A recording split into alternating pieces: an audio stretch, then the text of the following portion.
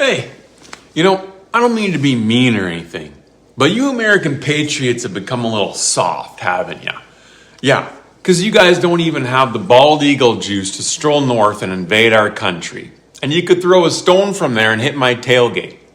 And you've been doing a lot of yakking about it, all that 51st state stuff. And I'm just saying, it's a lot of mouth flapping, but the border's quieter than a Sunday in Saskatchewan.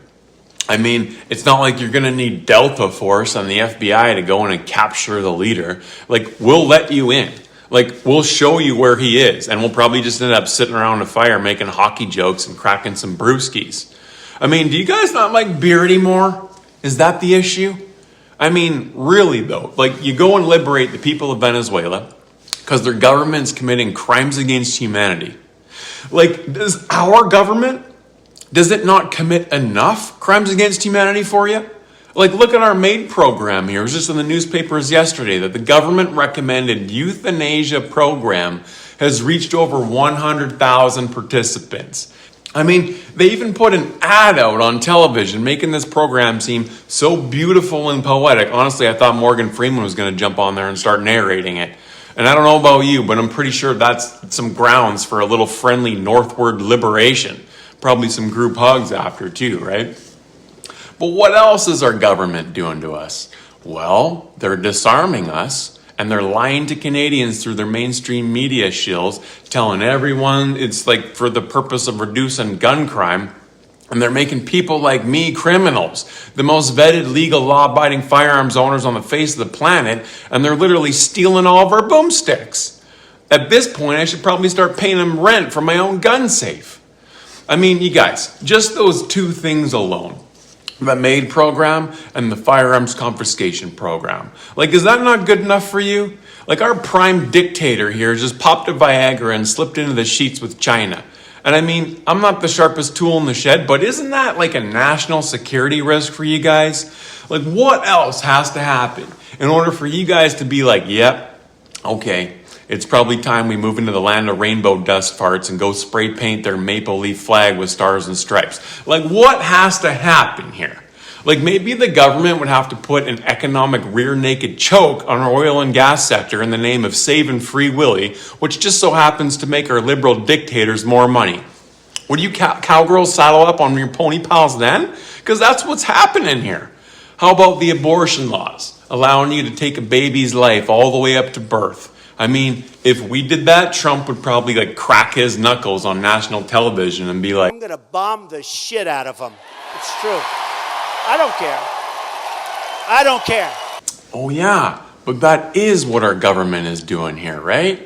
Okay, all right. How about this? Okay, what if the Canadian government told us that we had to get an experimental jab or we'd lose our jobs? And then if we protested that, they'd freeze our bank accounts, and also the people who donated to that protest, they'd have their bank accounts frozen. Like, can you guys at least come and do some flybys or something? Because that happened too. I mean, come on. Like, the caribou are getting impatient up here. Okay, what about if there was a pandemic and Christians wanted to get together and have this meeting that they call church because the government's pandemic mandates didn't allow them to have a congregation. So they throw pastors in the maximum security slammer. What about if you walked into your own personal bank and you told them at the counter that all the LGBTQ propaganda that they're displaying everywhere was ridiculous, along with the ladies sporting the face diaper and the latex gloves, and that it used to be something about gay rights, and now it's something completely different. It's sexualizing and perverting an entire generation. And you say that, and then they freeze your accounts and your credit card, and they're like, yeah, we're done with you. Oh, wait. Yeah, that happened to me. Okay. I got to think of something else here. Picture this. Our government drafts up Bill C-9, where quoting the Bible's abomination bits on homosexuality can brand you a criminal. Boom, jail time for hate speech. Will that finally get your freedom-flavored tank parade rolling north? Okay, how about this? What if you're a doc or a shrink in Canada, and a confused trans kid walks in saying, I think I'm ready for surgery? And you said, whoa, kid, pump the brakes. You're a minor. This could wreck your life. Bam, government slaps you with fines, yanks your medical license, maybe jail time for the crime of conversion therapy. Like, are you guys warming up your freedom tanks yet? Or are you Yanks not really into all that liberty stuff after all, eh? Yeah, so honestly, I'm running out of things to say here. Like, what's it gonna take for you guys to strap on your snowshoes? Like, are you guys afraid of the cold? Like, it's really not that bad. I mean, you guys want to invade Greenland, for heaven's sake. I mean, just a friendly suggestion here. Maybe you should cut your teeth on Canada before you go to Greenland, because it's a little colder up there. And seriously, like, you guys like Venezuela more than us? Like, I'm insulted. Like, when we heard you set them free, we were more offended than Justin Trudeau realizing his selfies in India got 0 likes. Like, come on. Like, we got better world-class oil, world-class pipelines, gorgeous babes. I mean, do you not like Tim Hortons coffee? Is that the deal? I know it's not the greatest, and you'd prefer not to be served by East Indians, but it's not that bad, you know? Like, okay, I'll meet you at the border with Starbucks then, okay? Like, what do you take? 2 sugars, 2 cream, espresso? I know you guys are getting pretty soft down there, so you're probably drinking like grande decaf caramel cloud macchiatos with soy milk and 2 pumps of sugar-free vanilla with 1 actual coffee molecule and a cinnamon sprinkle, and probably throwing some ice in there to water it down so it's not so strong, right? Seriously though, you just gotta call up Mark Carbon Tax and say, hey bud, we'll be there in 2 hours. Pack your bags, or we're bending you over the knee for a good old freedom spanking. That would really make his elbows go up, wouldn't it?